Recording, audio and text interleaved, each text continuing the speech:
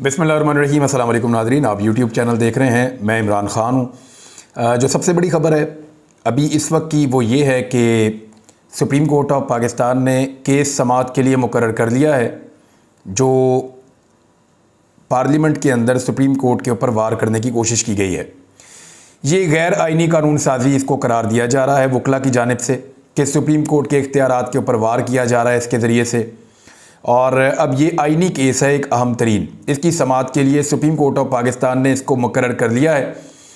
कल सुबह जुमेरात वाले दिन 11:30 बजे इसकी समाअत होगी इस्लामाबाद सुप्रीम कोर्ट में, और इसके लिए 8 रुकनी बेंच जो है वो बनाया गया है। Chief justice of Pakistan Umar Ata Bandial साहब इस बेंच को लीड करेंगे, और उनके अलावा जो दीगर मुअज़्ज़िज़ जज साहिबान इस बेंच के अंदर शामिल हैं उनमें जस्टिस एजाजुल एहसन साहब, जस्टिस मुनीब अख्तर साहब, जस्टिस सैयद मज़ाहिर अली नकवी साहब, जस्टिस मोहम्मद अली मदर साहब, जस्टिस आयशा मलिक साहिबा और जस्टिस सैयद हसन अज़हर रिजवी साहब, और इसके अलावा जस्टिस शाहिद वहीद साहब। ये मुअज़्ज़िज़ जज साहिबान हैं जो इस केस को सुनेंगे, और कल से ये केस लगेगा। उम्मीद है कि सुप्रीम कोर्ट ऑफ पाकिस्तान के ऊपर जो वार करने की कोशिश कर रही है इम्पोर्टेड हुकूमत, उसको रोका जाएगा। सुप्रीम कोर्ट ऑफ पाकिस्तान के रूल्स के अंदर जो तब्दीली है उसका आइन में तरीक़ाकार दर्ज है।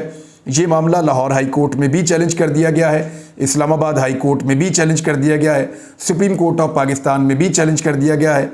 वकला के अंदर खासी तशवीश है इस मामले को लेकर, और गोल में कॉन्फ्रेंस भी आ रही है वकला की, वहाँ पे भी कुछ अहम फैसले होंगे। वकला रोज़ाना की बुनियाद के ऊपर एहतजाजी मुजाहरे भी कर रहे हैं, और पुरमन एहतजाजी मुजाहरों के ज़रिए से वो हुकूमत को ये पैगाम दे रहे हैं कि आप लिमिट क्रॉस ना करें, अदलिया के ऊपर हमला करने से बाज रहें।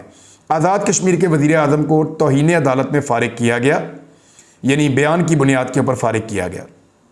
जो उन्होंने कहा अदालत ने उसको तौहीन अदालत के तौर पर लिया और उनको उनके ओहदे से हटा दिया गया।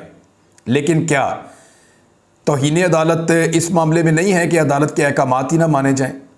अदालत की सबसे बड़ी तौहीन ये होती है कि हुकूमत या कोई सरकारी मुलाजिम हुकूमती अहकामात को मानने से इनकार कर दे या हुकूमती अहकामात को ना माने।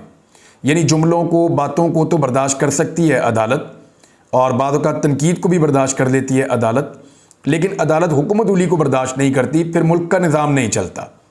लिहाजा यहाँ पे शहबाज शरीफ साहब ने ज़्यादा बड़ी तौहीन अदालत की है, और इसका क्या बनेगा? इसका भी अब केस लग गया है। यानी हमें ऐसा लग रहा था कि 10 तारीख की रात को जब 12 बजेंगे तो अदालत नोटिस ले लेगी, 11 को कुछ हो जाएगा, लेकिन आज 12 तारीख थी। 12 तारीख को सुप्रीम कोर्ट ऑफ पाकिस्तान में पंजाब के इलेक्शन के लिए फंड्स ना देने पर हुकूमत और स्टेट बैंक को नोटिस जारी कर दिए हैं। अच्छा, पंजाब में इंतखाबात के लिए फ़ंड की अदम फराहमी पर सुप्रीम कोर्ट ने attorney general, governor state bank, secretary खजाना और सेक्रेटरी इलेक्शन कमीशन को नोटिस जारी कर दिया है। इलेक्शन के लिए फ़ंड्स की फराहमी तौहीन अदालत की कार्रवाई से ज़्यादा अहम है, लेकिन इलेक्शन कमीशन की रिपोर्ट के मुताबिक वफाकी हुकूमत ने फ़ंड्स फराहम नहीं किए, जो अदालती अहकामात की हुक्म अदूली है, जिसके नताइज कानून में वाज़ेह हैं। चीफ जस्टिस ने तमाम अफसरान को परसों 14 अप्रैल को चैम्बर में तलब कर लिया, और गवर्नर स्टेट बैंक को दस्तयाब वसाइल से मुतालिक तमाम तफसीलात भी हमरा लाने का हुक्म दिया है। अदालत ने सेक्रेटरी खजाना को भी तमाम रिकॉर्ड साथ लाने की हदायत करते हुए इस्तफसार किया कि बताया जाए कि सुप्रीम कोर्ट के अहकामात पर अमल क्यों नहीं किया गया। अदालत ने सेक्रेटरी इलेक्शन कमीशन को पंजाब और खैबर पख्तूनख्वा इंतखाबात के हवाले से तमाम रिकॉर्ड भी फराहम करने का हुक्म दिया है। इसके अलावा मैं आपको ये बताता हूँ कि जो सुप्रीम कोर्ट का नोटिस है उसके ऊपर लिखा हुआ है मोस्ट इमीडिएट, और जुमे वाले दिन ये केस लगा है। वैसे जुमे वाला दिन इतना अच्छा नहीं होता अदालत में PMLN का या इम्पोर्टेड हुकूमत के लोगों का या PDM का, देखते हैं क्या होता है। लेकिन ये 3 सफ़ात पर मुश्तमिल एक नोटिस है जो सुप्रीम कोर्ट ऑफ पाकिस्तान ने जारी कर दिया है, और इलेक्शन कमीशन के डायरेक्टर जनरल लॉ को भी नोटिस जारी किया गया है। Secretary election commission DG law को ज़ाती हैसियत में पेश होने का कहा गया है, और इलेक्शन कमीशन हुकाम को यह भी कहा गया है कि पंजाब और खैबर पख्तूनख्वा में इलेक्शन के हवाले से तैयारियों का मुकम्मल रिकॉर्ड भी साथ लेकर आएँ। यानी इन इक़दाम से लगता है कि अदालत ने यह फैसला किया हुआ है, और यह अदालत पहले ही फैसला कर चुकी है, अब तो उसमें कोई गुंजाइश है नहीं कि इंतखाबात को 90 रोज़ के अंदर उनके टाइम में करवाना है। अब 90 रोज़ के अंदर टेक्निकली तो हो नहीं सकते, क्योंकि एक डिले रमज़ानुल मुबारक की वजह से आया था, और आरिफ अलवी साहब ने जो तारीख दी थी वो 30 तारीख दी थी अप्रैल की। लेकिन उसके बाद फिर जब इलेक्शन मुलतवी कर दिए गए तो 13 दिन मज़ीद ज़ाया हो गए। तो फिर 2 हफ्ते मज़ीद आगे करने के बाद 14 मई की तारीख अदालत ने दी है। अब ये टेक्निकल वजूहात की बिना पर इलेक्शन कोई 1 महीने आगे गया है, इसके अलावा और कोई वजह नहीं है। इलेक्शन कमीशन जो है वो रिपोर्ट इलेक्शन कमीशन की ये बता रही है सुप्रीम कोर्ट ऑफ पाकिस्तान में कि सुप्रीम कोर्ट ऑफ पाकिस्तान के हुक्म पर अमल नहीं किया गया। वफाकी हुकूमत को 10 अप्रैल तक इलेक्शन कमीशन को 21 अरब फराहम करने का हुक्म दिया था। सुप्रीम कोर्ट के नोटिस में सुप्रीम कोर्ट का जो फैसला है उसका पैराग्राफ नंबर 4 और पैराग्राफ नंबर 5 दोनों का हवाला भी दिया गया है। नोटिस में वफाकी हुकूमत को दिए गए वाज़ेह अहकामात का जिक्र मौजूद है। वफाकी हुकूमत की जानिब से फंड्स की अदम फरामी बादियों नज़र में सुप्रीम कोर्ट की हुक्म उदूली करार। ये है जी नोटिस का मामला और अब ये सुना जाएगा अदालत में, लेकिन डे आफ्टर टुमारो यानी जुमे वाले दिन सुना जाएगा और अदालत इसको 11 बजे सुनेगी। और दूसरा एक मामला है जो कल सुना जाएगा, जो कानून साजी अदालत के इख्तियारात को कम करने के लिए की गई है, बार बार की गई है। सदर पाकिस्तान ने वापस भेजा, फिर दोबारा पार्लियामेंट ने दोबारा से सदर पाकिस्तान को भेजा, वो 10 दिन के बाद ऑटोमेटिकली वो मंजूर हो जाएगी और वो एक्ट बन जाएगा। लेकिन अब उसको सुप्रीम कोर्ट ऑफ पाकिस्तान में सुना जाएगा। सुप्रीम कोर्ट ऑफ पाकिस्तान इसके ऊपर अमल दरामद रोक देगी, मुझे ऐसा लगता है, और ये मामला तारीखों पे चला जाएगा और इसके बाद एक लंबी डिबेट शुरू हो जाएगी। बहुत सारी पॉलिटिकल पार्टीज इसके अंदर पार्टी बन जाएंगी और मुझे नहीं लगता कि सुप्रीम कोर्ट अपने इख्तियारात को सरेंडर करेगी ऐसे लोगों के सामने जिनके ऊपर खुद केसेस हैं या जो आइन से भागना चाहते हैं या आइन शिकनी करना चाहते हैं।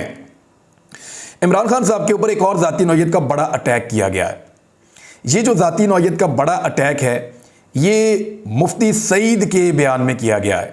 मुफ्ती सईद वो शख्सियत है जिन्होंने इमरान खान साहब का बुशरा बीबी के साथ निकाह पढ़ाया था, साबिक खातून अव्वल, और उस वक्त भी मुफ्ती सईद साहब का एक स्टेटमेंट था, आज भी उनका एक स्टेटमेंट है। आज अदालत के अंदर जो उन्होंने बयान रिकॉर्ड करवाया उसका मैं लुब्बे लुबाब आपको बता देता हूँ। मुफ्ती सईद ने जो बयान रिकॉर्ड करवाया उस बयान के मुताबिक इमरान खान और उनकी अहलिया बीबी बुशरा जो हैं उनके खिलाफ गैर शरई निकाह के केस में मुफ्ती सईद का बयान है जो रिकॉर्ड हुआ है। इस्लामाबाद की अदालत में बयान कलमबंद करवाने के लिए मुफ्ती सईद अपने वकील के साथ आए, कमरा अदालत में पहुंचे, जहां उन्होंने अपने बयान में कहा कि 1 जनवरी 2018 को इमरान खान ने मुझसे कॉल पर रब्ता किया। इमरान खान से अच्छे ताल्लुकात थे और उनकी कोर कमेटी का मैं मेंबर था। इमरान खान ने मुझसे कहा मेरा निकाह बुशरा बीबी से पढ़वा दो। इमरान खान ने कहा कि निकाह पढ़ाने के लिए लाहौर जाना है। मुफ्ती सईद के मुताबिक बुशरा बीबी के साथ एक खातून ने खुद को बुशरा बीबी की बहन जाहिर किया। खातून से मैंने पूछा कि क्या बुशरा बीबी का निकाह शरई तौर पर हो सकता है। उस खातून ने बताया कि बुशरा बीबी का निकाह की तमाम शरई शराइत मुकम्मल हैं। खातून ने बताया कि इमरान खान और बुशरा बीबी का निकाह पढ़ाया जा सकता है। 1 जनवरी 2018 को खातून की यकीन दहानी पर इमरान खान और बुशरा बीबी का निकाह पढ़ा दिया। फिर इमरान खान ने मुझसे फरवरी 2018 को दोबारा रब्ता किया और दरख्वास्त की कि बुशरा बीबी से दोबारा निकाह पढ़ाना है। मुफ्ती सईद के मुताबिक इमरान खान ने कहा कि पहले निकाह के वक्त बुशरा बीबी का इद्दत का दौरानिया मुकम्मल नहीं हुआ था और इमरान खान ने कहा बकौल मुफ्ती सईद के कि जनाब 2017 में बुशरा बीबी को तलाक हुई थी और वो जो इद्दत की ड्यूरेशन हुई है वो पूरी नहीं हुई थी, लेकिन पेशन को ये थी कि वज़ीर आज़म बन जाएंगे, तो इसलिए बकौल मुफ्ती सईद के इमरान खान साहब ने ये वाली बात की। तो इमरान खान ने बताया कि पहला निकाह गैर शरई था तो दोबारा आप निकाह पढ़ा दें। तो अब ये बात 5 साल के बाद मुफ्ती सईद साहब डिंडोरा पीट रहे हैं। इससे पहले मुफ्ती सईद सो रहे थे और मुफ्ती सईद इसके बारे में पहले बात नहीं कर रहे थे, लेकिन अब मुफ्ती सईद को किसने जगाया है, किसने इस्तेमाल किया है, इसको जानने के लिए आपको मुफ्ती सईद साहब की हिस्ट्री में जाना पड़ेगा। मुफ्ती सईद साहब का हवाला पहले भी मौजूद है और माजी के अंदर भी ये एस्टेब्लिशमेंट के साथ ताल्लुकात इनके अया हो चुके हैं। ये बहुत सारे हलकों के अंदर मूव करते रहे माजी में भी और इनकी कहानियाँ कुछ किताबों के अंदर भी मुबैना तौर पे लिखी हुई हैं। तो इस करैक्टर को तो अभी एक साइड पे रखते हैं, लेकिन इनका एक बयान है वो मैं आपको सुनवाता हूँ, बड़ा इंटरेस्टिंग, मुफ्ती नईम साहब का। ये ज़रा आप सुनेंगे मुफ्ती सईद साहब का स्टेटमेंट, तो ये खुद वो अपने मुँह से कह रहे हैं और आज उनका मौक़िफ़ मुख्तलिफ है। मुफ्ती सईद क्या कह रहे थे इससे पहले, ये ज़रा आप सुनिए। नुमाई फरमा दें, फुकाहा ने मसाइल में लिखा है, आप शामी के निकाह का बाब देख लें, बहुत तफसील से उसमें रहनुमाई की है।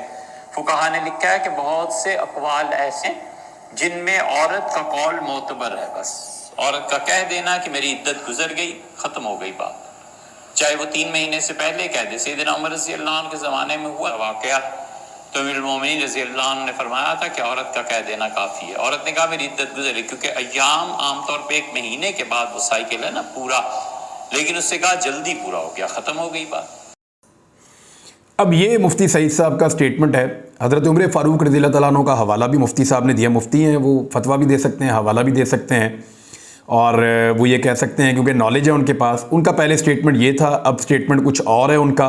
लेकिन इस पर बुशरा बीबी ने भी एक बात की थी जब उनके खिलाफ शुरू में ये प्रोपेगेंडा किया गया था PMLN के मीडिया सेल की जानिब से और कुछ मीडिया के लोगों की जानिब से। तो उस वक्त बुशरा बीबी ने क्या इंटरव्यू दिया था नदीम मलिक साहब को, ज़रा वो भी आप थोड़ा सा सुन लीजिए। जब मेरे निकाह की खबर चल रही थी कि इद्दत नहीं है, इद्दत मैं लोगों को बता दूं कि जब मैं अपने घर से निकली थी तो मेरे घर में ही मैं इद्दत पूरी करके निकली थी। मेरे जो पिछले हस्बैंड थे वो एक दीन के ऊपर बड़ा चलते हैं। उन्होंने कहा हम पहले ये इद्दत घर में करेंगे, जैसे एक कुरानी तरीका था। उसके बाद जब मैं घर से निकली, मैं चाहती तो मैं अगले दिन भी शादी कर सकती थी। मैंने तो उसके 5-6 बल्कि शायद 7 महीने कह रही जी मैंने इद्दत मुकम्मल करके मैं अपने घर से निकली, जो साबिक खावंद है उनके, और उसके 5, 6 या 7 महीने के बाद वो ये कह रही हैं, उन्हें एग्जैक्टली महीना याद नहीं है, तो इतने अरसे के बाद उन्होंने कहा कि मैंने शादी की है दोबारा। अब ये मुफ्ती सईद को दोबारा मार्केट में लॉन्च किया गया है और वो आए हैं, उन्होंने स्टेटमेंट दिया। इससे पहले ये बताया गया था कि मुफ्ती सईद उम्र पे जा रहे हैं और वो उम्र की शहादत हासिल करेंगे, लेकिन फिर अचानक बहुत जल्दी में ये किया गया, बड़ी फुर्तियाँ दिखाई गई। मुफ्ती सईद पहुँचे और ये कहा गया अदालत में कि जल्द अज जल्द ये केस जो है वो लगाया जाए। इजाज़ चौधरी साहब कहते हैं कि इद्दत के ख़त्म होने में औरत का कौल मोतबर है, उन्होंने ट्वीट किया है। यही फतवा दारुल उलूम देवबंद का है, यही फतवा दारुल उलूम बनूरी टाउन का है, और फ़िक़्ह हनफी की सबसे मोतबर किताब फतावा शामी में भी यही लिखा है। ये इजाज़ चौधरी साहब ने भी एक ट्वीट किया है, मैंने कहा मैं आपको पढ़ के सुना देता हूँ। अब आ जाए इस बात के ऊपर कि मुफ्ती सईद साहब ने उम्रे पे जाना था, वहाँ से मुझे याद आ गया कि शरीफ ख़ानदान के लोग उम्रे पर गए हुए हैं। आपको याद होगा कि PMLN के मीडिया सेल ने और मीडिया के लोगों ने सोशल मीडिया पे बहुत रोला डाला हुआ था कि शाही फैमिली ने या सऊदी अरब के बादशाह ने और उनकी फैमिली ने नवाज शरीफ साहब को दावत दी है पूरी फैमिली समेत कि वो आएँ और आकर उम्रे की शहादत हासिल करें रमज़ानुल मुबारक के आखिरी अशरे में। मैंने आपसे कहा था कि बहुत जल्द पता चल जाएगा, इसकी तहकीकात हो जाएंगी और आइडिया हो जाएगा। तो उसके बाद हमने सऊदी अरब में जो अपने सोर्सेज हैं उनको मुतहर्रिक किया था। ख़बर मैं आपको दे देता हूँ, इसकी आप तस्दीक कर सकते हैं किसी भी ज़रिए से। और जो ख़बर मैं आपको दे रहा हूँ वो ये है कि जद्दा के कौंसल जनरल से ये कौंसल खाने से ये ख़बर आई है, और ख़बर ये है कि ये निजी नौयत का दौरा है नवाज शरीफ साहब का भी और मरीम नवाज़ साहिबा का भी, और इसमें कोई सफ़ीर उनको लेने के लिए एयरपोर्ट पर नहीं आया। रॉयल फैमिली का कोई नुमाइंदा भी, बादशाह सलामत की जो फैमिली है, सऊदी वली अहद या उनकी फैमिली से कोई मेंबर या उनका कोई नुमाइंदा, वो भी एयरपोर्ट पर लेने के लिए नवाज शरीफ को या मरीम नवाज़ साहिबा को या ख़ानदान के दीगर लोगों को लेने के लिए कोई भी नहीं आया। कॉन्सुलेट का भी कोई ऑफिसर एयरपोर्ट पर लेने के लिए इस फैमिली को नहीं गया। अब इस वक्त जो मेरे पास इतला है वो ये है कि शहबाज शरीफ साहब रॉयल फैमिली से रब्ता करने की कोशिश कर रहे हैं। देखिए, अगर शहबाज शरीफ साहब जाते हैं उम्रा करने के लिए तो बतौर वज़ीर आज़म उनको वहाँ पे शाही ख़ानदान की तरफ से एक मखसूस प्रोटोकॉल दिया जाएगा। उसी प्रोटोकॉल के हिसार के अंदर नवाज शरीफ भी आ जाएंगे, मरीम नवाज़ भी आ जाएंगी और बाकी ख़ानदान के लोग भी आ जाएंगे। तो वो वज़ीर आज़म के प्रोटोकॉल के साथ वो उम्र की अदायगी कर सकेंगे। अब तक की इतला के मुताबिक जब मैं ये वीडियो रिकॉर्ड कर रहा हूँ, शरीफ ख़ानदान के लोगों ने उम्रे की अदायगी के लिए अपना होटल नहीं छोड़ा। वो लोग होटल के अंदर मौजूद हैं और अभी तक हरम में दाखिल नहीं हुए, हरम की तरफ नहीं गए।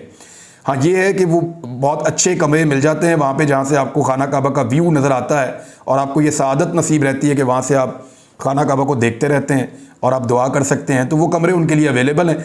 लेकिन इस ख़ानदान ने अभी तक हरम के अंदर तवाफ़ की नीयत से ये दाखिल नहीं हुए, उम्रे की नीयत से दाखिल नहीं हुए अब तक जब मैं ये बात कर रहा हूँ। और शहबाज शरीफ साहब का इंतज़ार किया जा रहा है कि वो तशरीफ़ लाएँ, शहबाज शरीफ साहब का कोई मौका बने, वो तशरीफ़ लाएँ सऊदी अरब उम्रे के लिए, और फिर उनके साथ जो सिक्योरिटी का एक हिसार बनेगा उसके अंदर मियाँ साहब और उनकी फैमिली सारी उम्रा करे। अदरवाइज़ एक इन्फॉर्मेशन मेरे पास और है इसमें, वो इन्फॉर्मेशन ये है कि शहबाज शरीफ साहब की गवर्नमेंट सऊदी रॉयल फैमिली से रब्ता करने की कोशिश कर रही है कि नवाज शरीफ और मरीम नवाज साहिबा को पॉलिटिकली एक्सपोज होने की वजह से सिक्योरिटी फ्राहम की जाए और प्रोटोकॉल फ्राहम किया जाए, जिसका अभी तक बंदोबस्त नहीं हो सका। अगर अभी तक बंदोबस्त हुआ होता तो अब तक वो निकल के हरम में दाखिल होते और उन्हें जाना चाहिए, बिल्कुल उम्रा करना चाहिए और किसी को भी रास्ते में रुकावट नहीं बनना चाहिए। ये इबादत की जगह है, यहाँ पे किसी किस्म की पॉलिटिकल एक्टिविटी नहीं होनी चाहिए। बहरहाल वो उम्रे के लिए एक सिक्योरिटी का प्लान चाहते हैं कि उनको सिक्योरिटी फ्राहम की जाए ताकि वो हरम से निकल कर वापस अपने होटल तक जाएं और फिर मदीना मुनव्वरा के लिए वो ट्रैवल करें। तो सिक्योरिटी प्लान की तैयारी अभी तक की जा रही है और पाकिस्तान का जो अमला मौजूद है सऊदी अरब में, वो लगातार रब्ता करने की कोशिश कर रहे हैं रॉयल फैमिली से और रिक्वेस्ट भेज रहे हैं कि शहबाज शरीफ जो वज़ीर आज़म है पाकिस्तान के, उनकी फैमिली के अरकान मौजूद हैं मक्का मुअज़्ज़मा में, उनको वहाँ पे प्रोटोकॉल और सिक्योरिटी फ्राहम की जाए। अम्बेसी में से भी कोई नहीं गया, मैं आपको ये भी बता देता हूँ। और अगर सिक्योरिटी फ्राहम की गई तो जब इमरान खान साहब वज़ीर आज़म नहीं थे और वो गए थे तो उनके साथ 2 पुलिस वाले फ्राहम किए गए थे और लोग वैसे ही बहुत सारे उनके साथ जुड़ गए थे, उनके अपने साथी भी उनके साथ थे। तो मियां नवाज शरीफ साहब को भी लेने के लिए सेक्रेटरी जनरल हैं गालिबन PMLN के वहाँ सऊदी अरब के, जो उनको लेने के लिए आए थे। तो ये है जी पूरी मैंने आपको बता दी है स्टोरी के जो ये दावा किया गया था कि नवाज शरीफ सऊदी शाही ख़ानदान के मेहमान हैं, तो वो दावा फ़िलहाल अभी तक गलत साबित हुआ है। हाँ, ये कोशिश की जा रही है कि उनको कुछ प्रोटोकॉल वहाँ पे दिलवाया जाए। नाज़रीन, मज़ीद शहरों के भी हक़ाइक़ सामने आ गए हैं सर्वे में, वो मैं आपको अगले व्लॉग में बताऊँगा। अब तक के लिए इतना ही, अपना ख्याल रखिएगा, अपने इस चैनल का भी। अल्लाह हाफ़िज़।